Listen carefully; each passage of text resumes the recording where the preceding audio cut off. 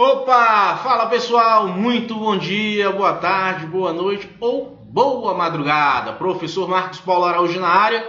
Vamos falar hoje aqui na nossa aula de Direito Administrativo, resolução de questões. Galera do Dominus Concurso aí antenada, focada, rumo à aprovação. Não cochila não, senão o cachimbo cai, tá certo?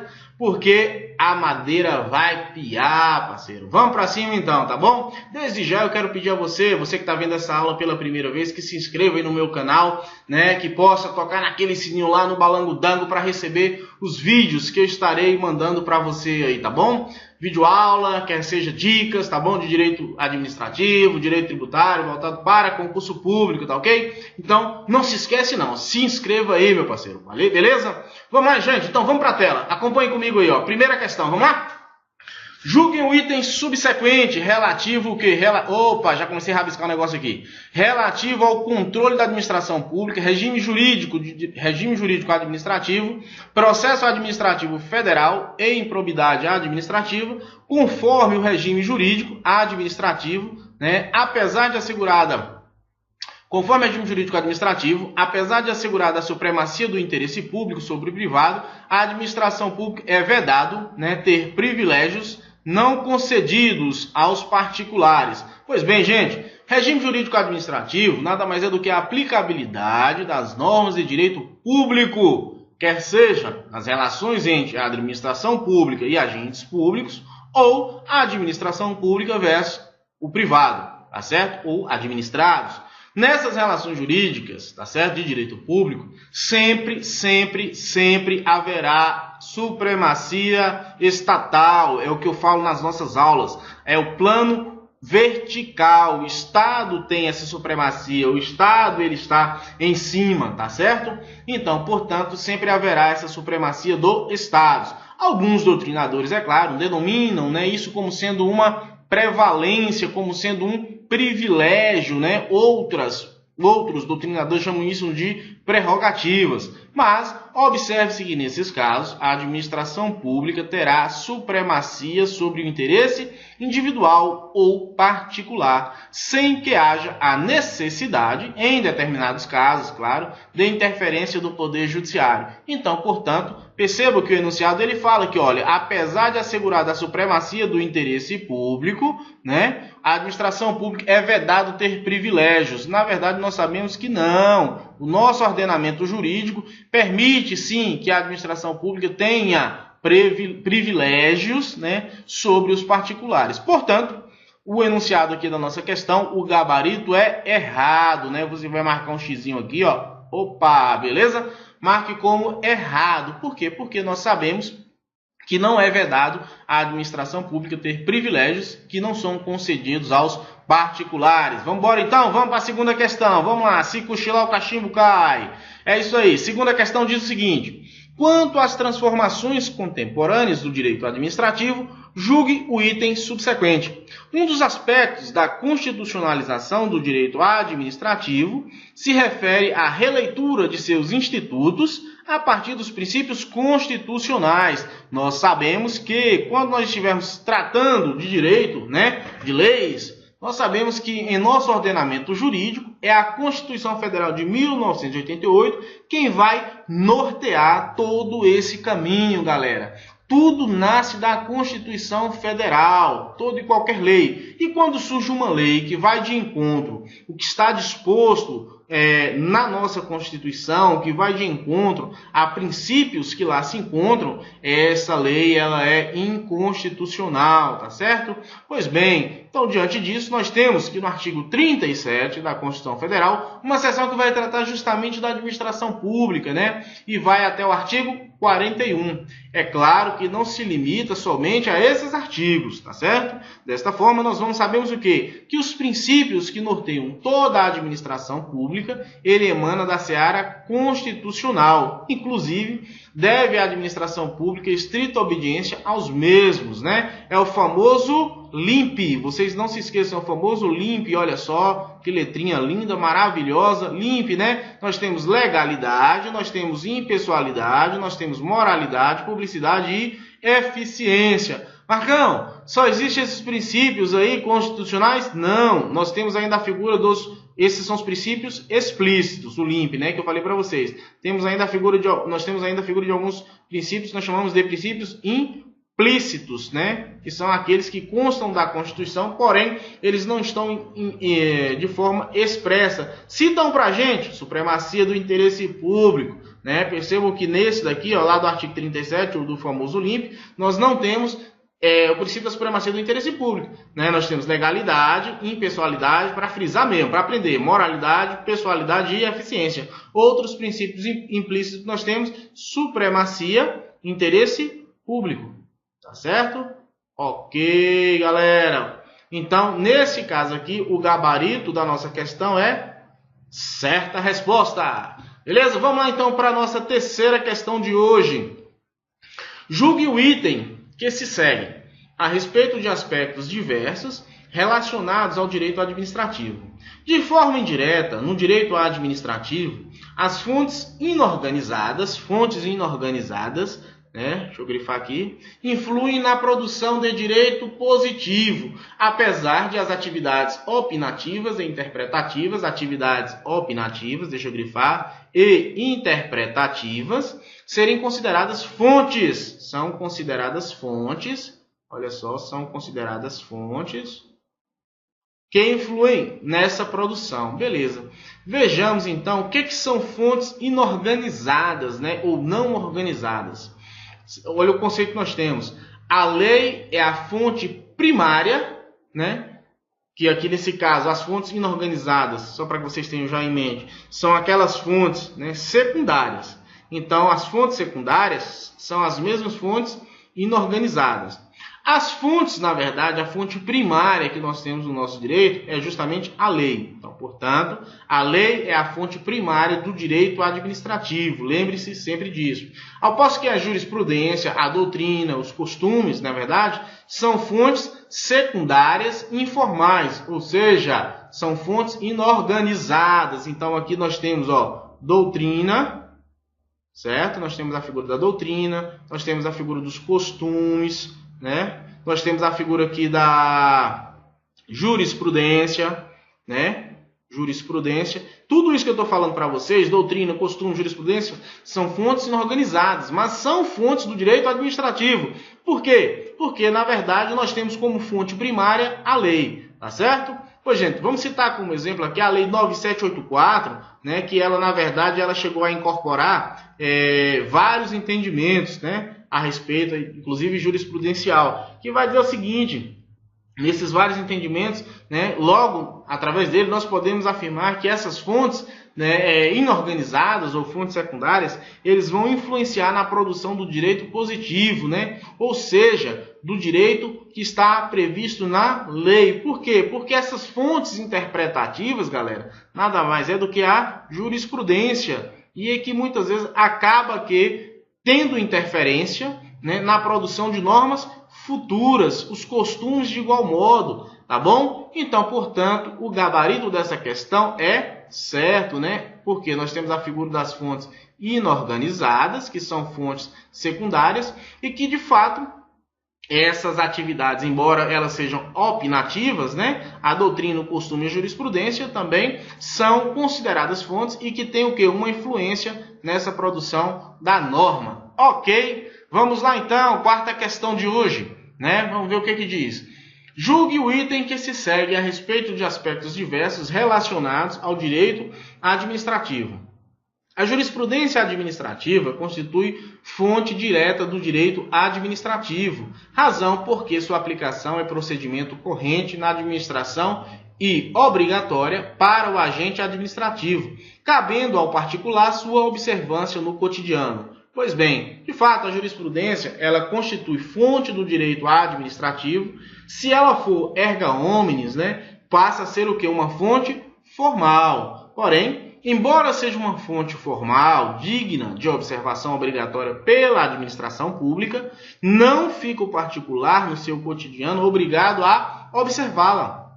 Ou seja, gente, não há uma vinculação, salvo, é claro, né, em casos que esse particular ele estiver negociando diretamente com quem? Com a administração pública, tá certo? E nesses casos houver aplicabilidade das normas de direito público. Aí sim, essa observância aqui, ó, na verdade, ela passa a ser obrigatória, tá? Mas se não for se não houver aplicabilidade aqui, né, das normas de direito público, então, portanto, não há a necessidade, né, uma obrigatoriedade de ser observado isso daí. Então, nesse caso aqui da nossa questão, o gabarito é errado, tá certo? Vamos lá então para mais uma questão. Julgue o item que se segue a respeito de aspectos diversos relacionados ao direito administrativo. Entre as fontes do direito administrativo, as normas jurídicas administrativas em sentido estrito, as normas jurídicas, né, administrativas em sentido estrito, são consideradas leis formal, né? As normas jurídicas em sentido estrito são consideradas lei formal e encontram sua aplicabilidade restrita à esfera político-administrativa. Então, a aplicabilidade dessas leis, segundo o enunciado da questão, está de forma restrita. Pois bem, a lei formal, galera, é aquela lei, né, que emana das casas legislativas, Congresso Nacional, Assembleia Legislativa, Câmara de Vereadores, tá bom? Pois bem, e que de fato constituem fontes, melhor dizendo, do direito administrativo. Todavia, essa sua aplicabilidade, como nós sabemos, ela não se restringe à esfera político-administrativa. Eis aqui o erro da questão. Ela não é, na verdade, né, ela não é restrita somente ao âmbito político-administrativo. Então, neste caso aqui, o gabarito é errado, certo? Vamos lá, mais uma questão. Acerca do direito administrativo, dos atos administrativos e dos agentes públicos, julgue o item a seguir. Entre os objetos do direito administrativo, ramo do direito público, está a atividade jurídica não contenciosa. Pois bem, entre os objetos do direito administrativo, nós sabemos que esse objeto do direito administrativo é o ramo do direito público, nós temos a atividade jurídica o quê? Não contenciosa. Pois bem, de fato, as relações jurídicas que envolvem a administração pública têm cunho não contencioso, tá certo? Realmente.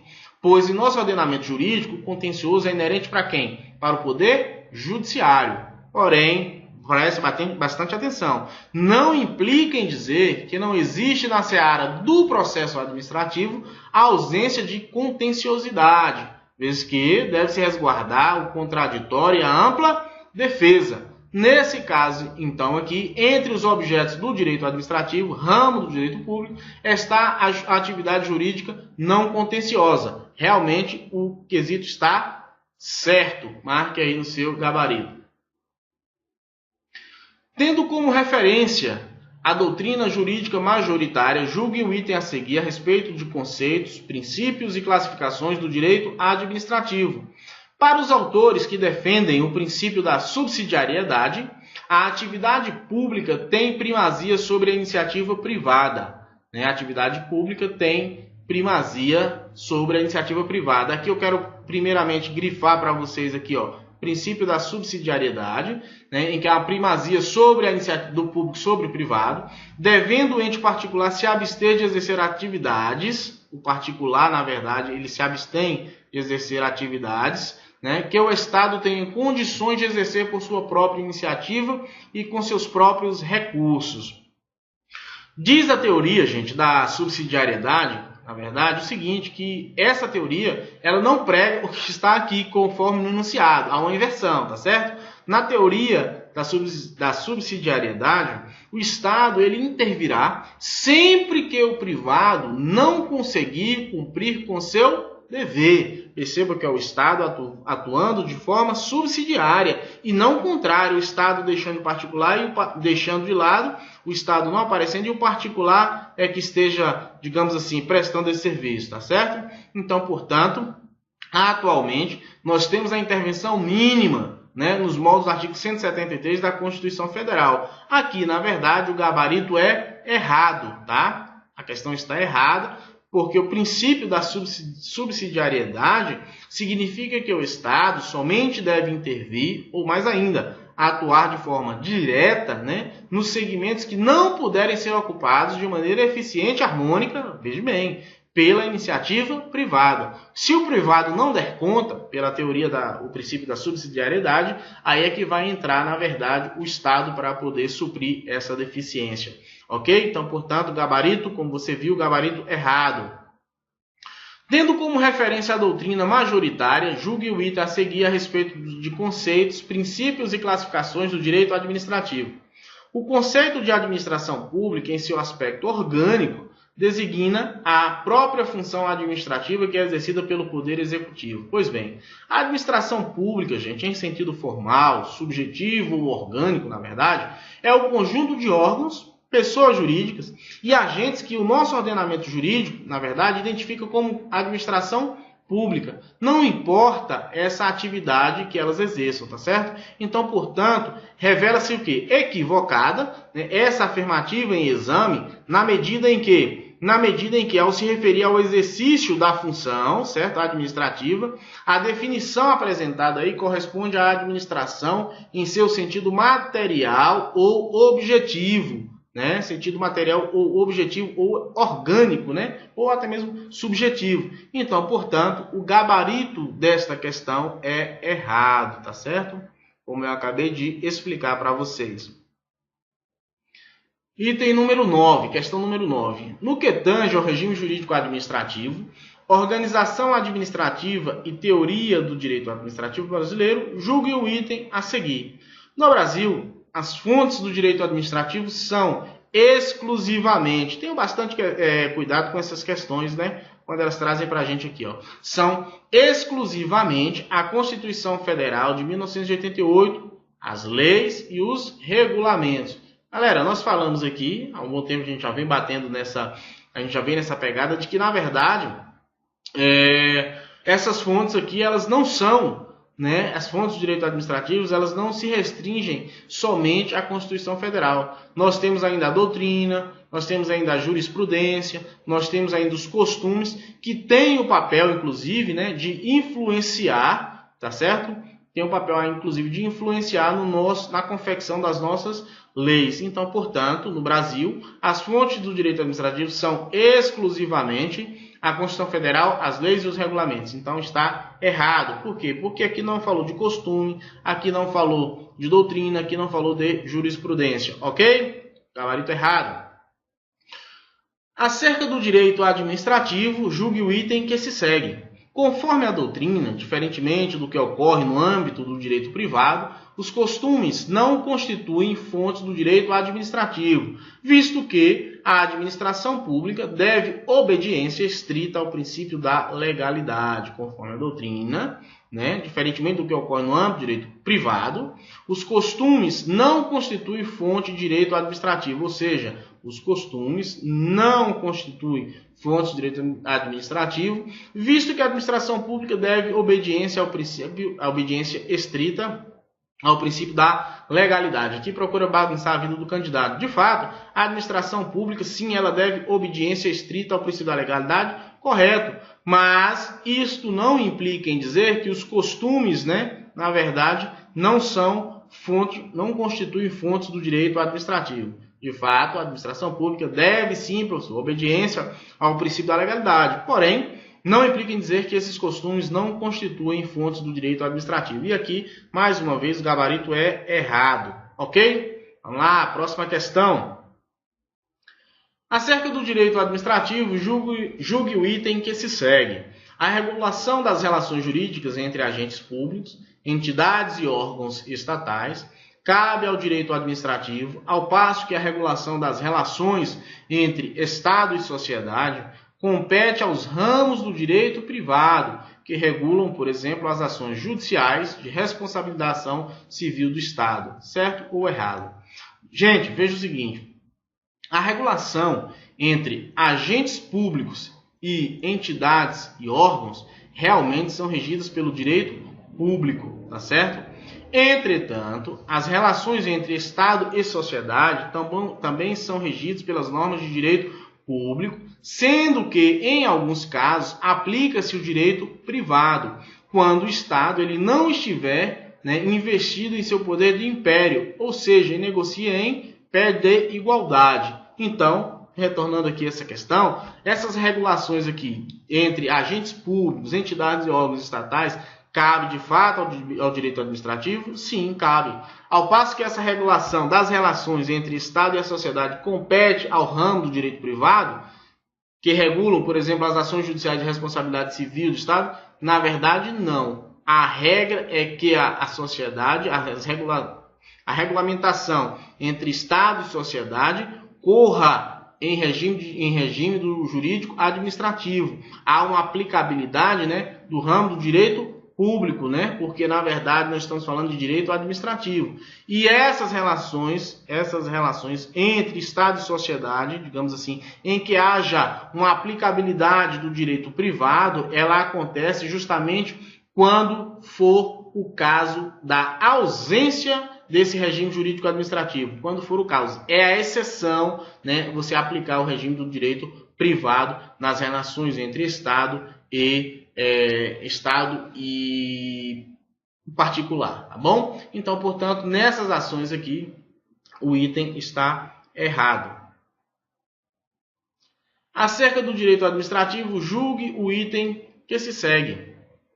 A possibilidade de realização de obras para a passagem de cabos de energia elétrica sobre uma propriedade privada, a fim de beneficiar determinado bairro, expressa a concepção do regime jurídico administrativo, o qual dá prerrogativas à administração para agir em prol da coletividade, ainda que contra os direitos individuais. Então, sempre quando nós estivermos diante de uma relação jurídica de direito administrativo, uma relação jurídica de regime jurídico administrativo, nós teremos aqui a prerrogativa da administração, né? Ainda que vá contra os direitos individuais. E aqui pode bagunçar a cabeça do candidato, porque há uma prevalência dos direitos individuais. Nesse caso aqui não há, né? Não há por quê, Marcos? Porque na verdade o que vai prevalecer é o interesse da coletividade, ok? Então aqui prevalece o interesse público, né? Princípio não implícito, não explícito, melhor dizendo, sobre o particular, para atender a essa coletividade, ok? Então, portanto, no caso específico aqui, quando tiver essas prerrogativas da administração para agir em prol da coletividade, ainda que tenha que ir de encontro aos direitos individuais, né? Então, é possível isso? Sim. A possibilidade de relação de obra, passagem de cabo de energia elétrica sobre uma propriedade privada, a fim de beneficiar determinado bairro, expressa a concepção do regime jurídico administrativo, o qual dá prerrogativas à administração para agir em prol da coletividade, ainda que contra os atos de direitos, contra os direitos individuais. Resposta, portanto, o gabarito certo, ok? Em relação à administração pública, direta e indireta, e as funções administrativas, julgue o item a seguir. A aplicação da lei pelo Poder Executivo no exercício da função administrativa depende de provocação do interessado, sendo vedada a aplicação de ofício. Então, portanto, nós sabemos que o exercício da função administrativa, né, na verdade, a aplicação da lei pelo Poder Executivo, né, no exercício dessa função administrativa, não vai depender de que? De uma provocação, sendo obedecido o princípio da legalidade. A administração pública ela poderá sim agir de ofício, né? A administração pública fará o que a lei determina. Nesse caso especificamente não há essa necessidade, ou seja, não depende dessa provocação aqui. Não dependendo de uma provocação, ela poderá agir de ofício. Então, nesse caso, o gabarito é errado. Em relação à administração pública direta e indireta, as funções administrativas, julgue o item a seguir. A função administrativa ela é exclusiva do Poder Executivo, não sendo possível seu exercício pelos outros poderes da República. Veja bem, aqui está falando em função administrativa, e está colocando como sendo o que? Exclusividade. Nós sabemos que, em se tratando de poderes da República, né, não existe essa exclusividade, tá certo? Há o que nós chamamos de flexibilidade, né? Flexibilidade quanto à aplicabilidade dessas funções ou utilização. Existem o que nós chamamos de funções típicas e atípicas, né? A gente viu aí no nosso curso já de direito administrativo. Nesse caso, a função administrativa, ela é exclusiva do Poder Executivo? Não, gabarito da questão, errado, tá certo? Vamos lá então para a próxima. Acerca da organização administrativa da União, da organização e da responsabilidade civil do Estado, bem como o exercício do poder de polícia, administrativa, julgue o item que se segue. A repartição do poder estatal em funções legislativa, executiva e jurisdicional não descaracteriza a sua unicidade e indivisibilidade. Galera, embora haja uma divisão no que tange as funções estatais entre os poderes legislativo, executivo e judiciário, não há que se falar em uma descaracterização de sua unicidade ou da sua indivisibilidade. Portanto, o gabarito da nossa questão é certo, ok? A respeito da organização administrativa, dos atos administrativos e dos contratos e convênios administrativos, julgue o item a seguir. De acordo com a teoria da imputação atualmente adotada no ordenamento jurídico brasileiro, a manifestação de vontade de pessoa jurídica dá-se por meio dos órgãos públicos, ou seja, conforme essa teoria, quando o agente do órgão manifesta sua vontade, a atuação é atribuída ao Estado. Vamos ver. Teorias que são em relação ao Estado, Estado como os agentes, nós temos a primeira teoria que nós temos é a teoria do mandato, Os agentes, na verdade, eles atuavam como mandatários do Estado. Essa teoria ficou deixada de lado. Por outro lado, nós temos uma segunda teoria, que seria a teoria da representação, ou seja, os agentes como representantes do Estado, que equiparando-se a um tutor, um curador, que também é minoritária. E temos uma terceira teoria, que nós chamamos que é a teoria do órgão ou da imputação, que é justamente a que é adotada. Então, a pessoa jurídica manifesta a sua vontade através dos órgãos que a compõem, tá certo? Que são os quais são compostos de agentes, é você amanhã na condição de um agente público, que dá a ideia de quê? De uma imputação e não mais aquela ideia de representação. Então, no caso da nossa questão aqui, pode marcar o gabarito como certo. Se você marcou, assim você acertou, beleza? Ah, cabra bom! Vamos lá então para o próximo. Julgue o item seguinte, acerca do direito administrativo e da prática dos atos administrativos. Conceitualmente, é correto considerar o quê? O direito administrativo abarca um conjunto de normas jurídicas de direito público que disciplina as atividades administrativas necessárias à realização dos direitos fundamentais da coletividade. Conceitualmente, é correto considerar que o direito administrativo abarca um conjunto de normas jurídicas de direito público, realmente, que disciplina as atividades administrativas necessárias à realização dos direitos fundamentais da coletividade, tá certo? Então aqui, percebo que as normas de direito público voltado para atender os direitos fundamentais dessa coletividade. De fato, sim, o direito administrativo ele abarca um conjunto de normas jurídicas de direito público que vai disciplinar as atividades administrativas que são necessárias para colocar em prática os direitos fundamentais, ou seja, ou no mínimo um respeito a eles. Então, o gabarito desta questão é correto, ok? Próxima questão. Em relação à administração pública direta e indireta e às funções administrativas, julgue o item a seguir. A função administrativa é exclusiva do Poder Executivo. Olha só, gente, a pegadinha, mais uma vez essa questão. Nós vimos aqui em questões anteriores sempre esse ponto, essa exclusividade. Então, a função administrativa, ela é exclusiva. Essa função administrativa que ele está falando aqui é por conta da tipicidade, do Poder Executivo. Não sendo possível o seu exercício pelos outros poderes da República. Não sendo possível. Então, portanto, nós vimos aqui, até pelas questões anteriores, e essa questão ela está errada, Errada em função de quê? Em função, porque em se tratando de uma função administrativa, não é exclusividade do Poder Executivo, sendo possível, é claro, o exercício desta função administrativa por parte dos demais poderes da República. Beleza? Beleza de Creuza? Então vamos para a próxima. No que se refere ao controle da administração pública, No que se refere... Peraí, deixa eu ver se eu não passei aqui duas questões. 18... não, é a numeração que está errada, me desculpem. No que se refere ao controle da administração pública, julgue o item seguinte.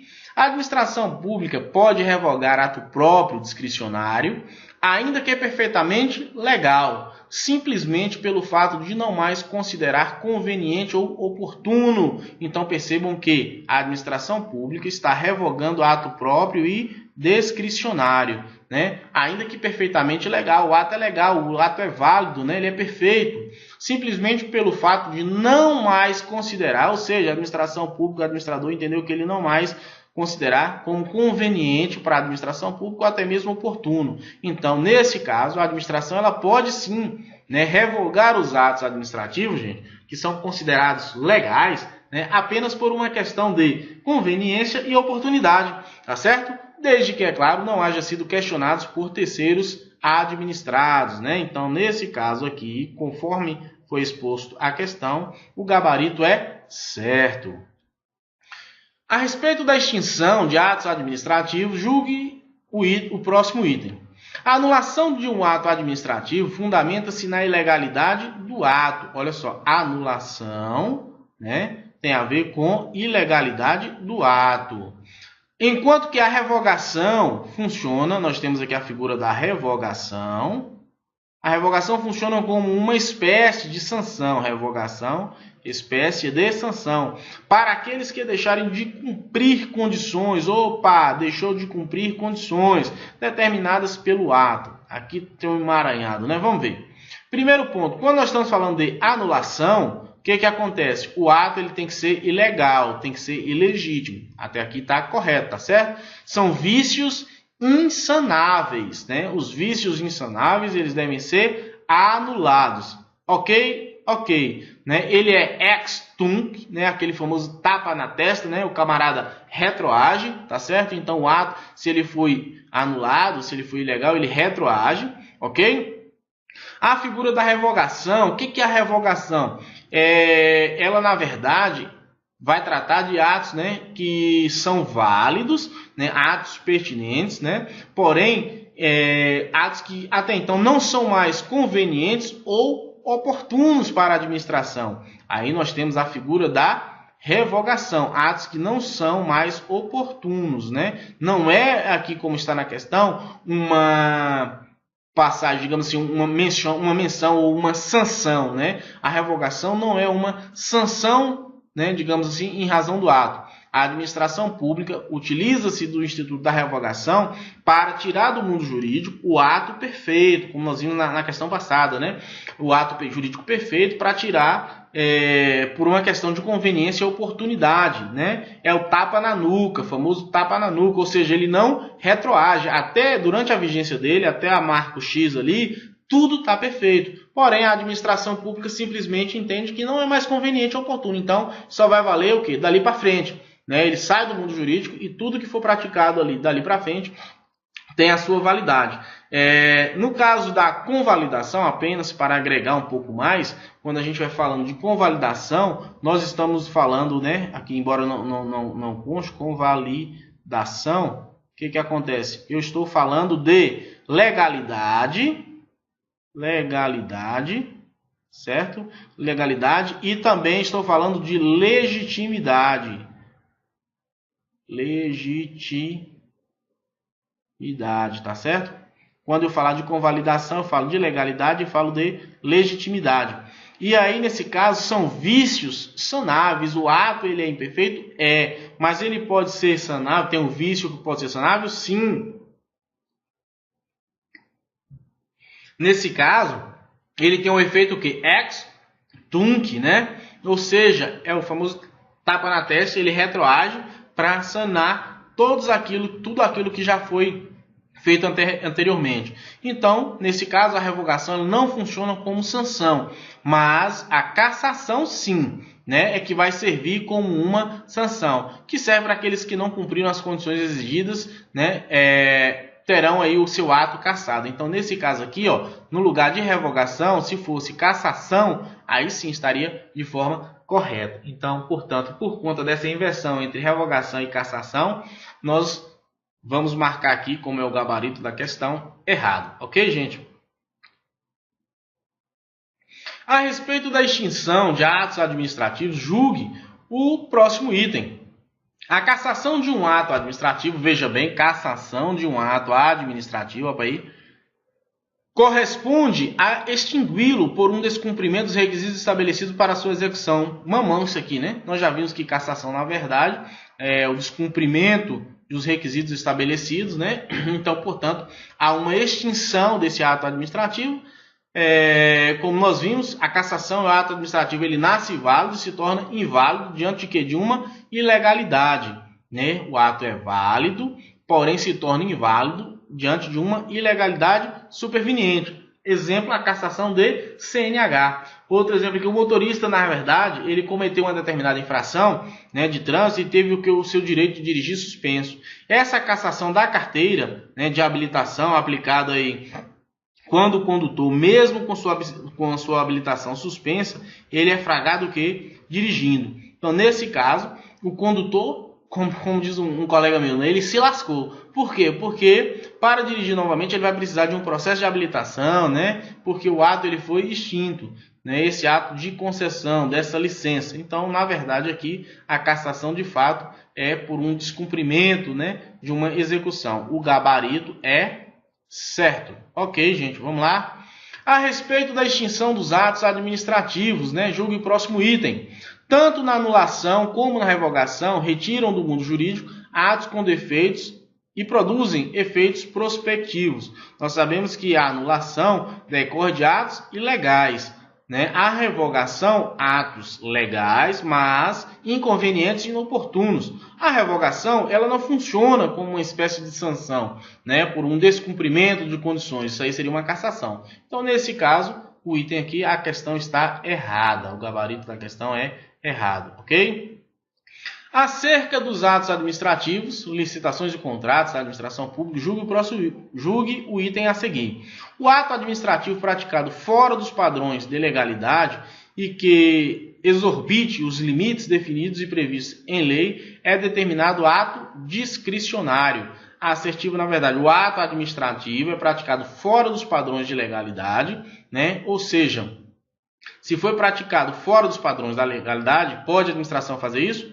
Na verdade, não pode, né? Então, assim, mesmo que exorbitando, né, os limites que estão definidos em lei, né, denominado ato discricionário, nós sabemos que isso não é possível, porque o administrador público só pode fazer aquilo que está previsto em lei. Então, portanto, por se tratar de um ato ilegal, é passível de anulação. O ato discricionário segue a mesma regra, né, do conveniente e do oportuno. Então, nesse caso aqui está errado, porque na verdade exorbitou o princípio da legalidade, mesmo se tratando de um ato discricionário. Bacana? Pois bem, nossa última questão, acerca dos atos administrativos e de contratos administrativos, julgue o item a seguir. A competência do sujeito é requisito de validade do ato administrativo e, em princípio, irrenunciável, porém, sua irrenunciabilidade poderá ser afastada em razão da delegação ou avocação de competência legalmente admitida. Ou seja, a questão está correta,